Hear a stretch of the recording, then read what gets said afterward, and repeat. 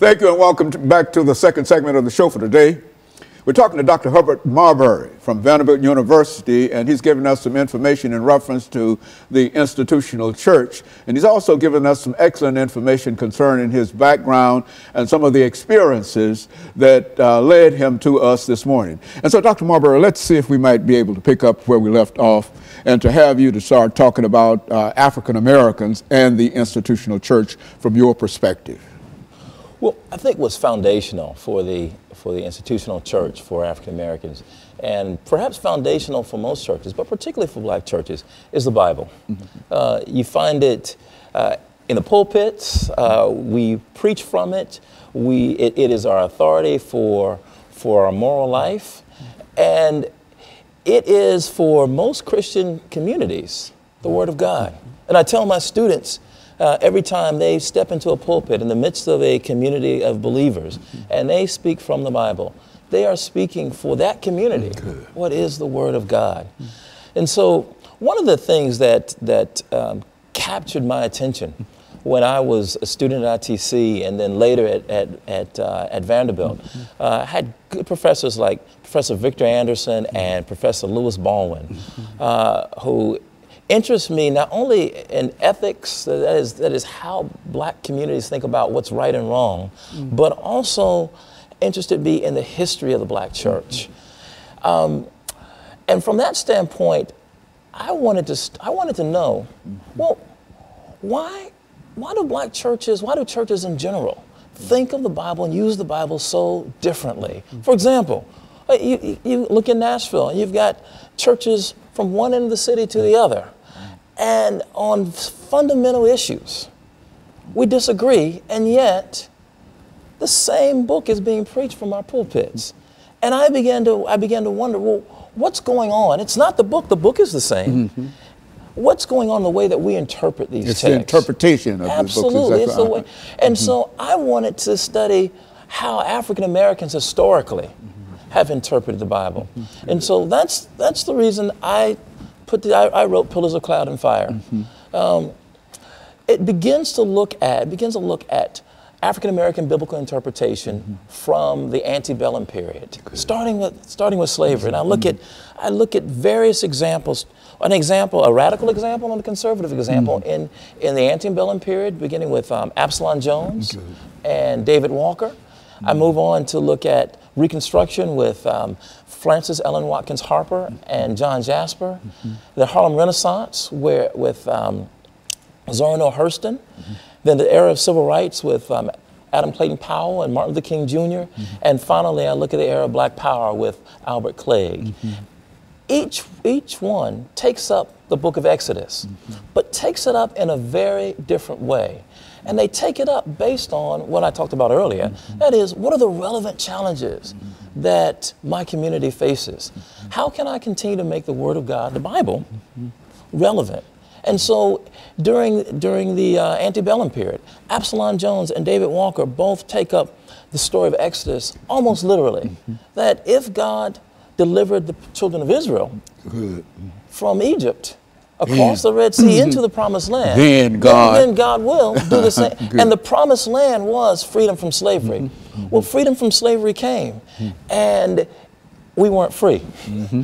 We faced Jim Crow and segregation.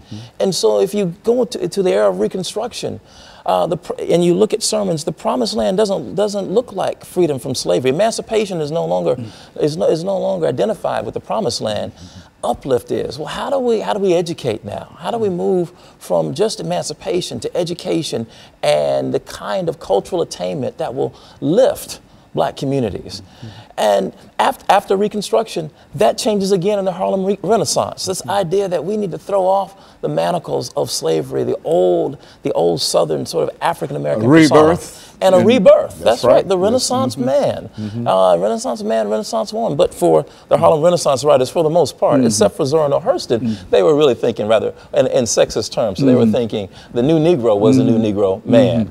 But Zora Neale Hurston, I thought, was one of the most interesting figures during that time. Her Moses, Man of the Mountain, helped African Americans rethink the Exodus story in a way that took the focus off a singular figure like a Moses figure and put it on the community and asked us to imagine together what it would mean if we all together walked into the promised land and we weren't waiting for or dependent upon one singular figure or God to send one person to deliver a whole group of people.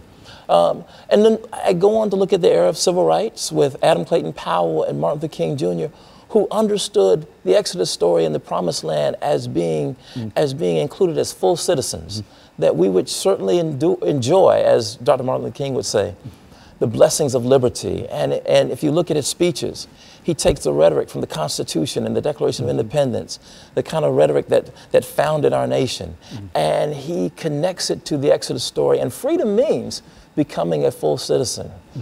Well, at a certain point, by the end of the Civil Rights Movement, we find that Albert Clegg wants to do something very different with that.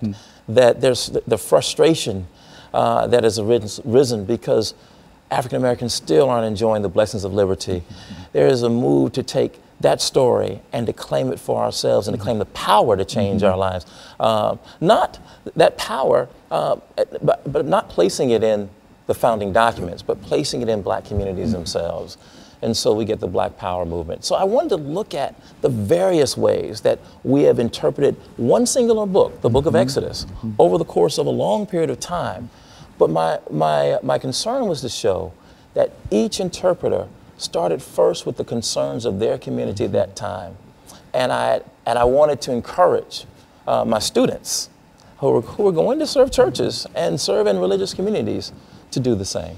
You know, during this second segment, I mean the final segment, what I would like for you to do is to, and I think you've mentioned Adam Clayton Powell and Dr. Martin Luther King. I think that these are two giants, but I think that people know more about Dr. King than they do about Adam Clayton Powell. And so during this this final segment, when we come back, we've got about 45 or 50 seconds here. But when we come back during this final segment, what I'd like for you to do, and I say this now because I don't want to forget to push it forward. I want you to talk about Dr. Martin Luther King and Adam Clayton Powell, and with emphasis up on Adam Clayton Powell and why he is significant and what the things that you've been doing. Okay? And so what we'll do, we'll take this final commercial break, and then we'll come back and we'll deal with some aspects of Dr.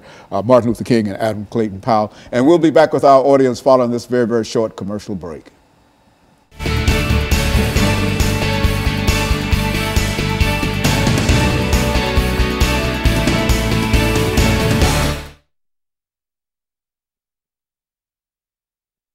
You look like you've been doing this all your life, man. I got no, this is my first time.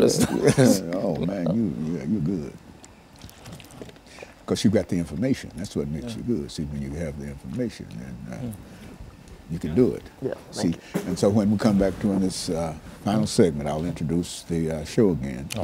But and in case I forget, but what I'd like for you to do is to look at these two personalities within the context of all the things that you've studied about them and writing your book and books and et cetera, and to look and to examine those two individuals, Dr. Martin Luther King and Adam Clayton Powell, and point out whatever the similarities or difficulties and et cetera, whatever you want to talk about. But I think that that would be good to end this, because these are the two most important individuals in terms of contemporary black society and the institutional church. You see, and I'd like to know more about about this myself.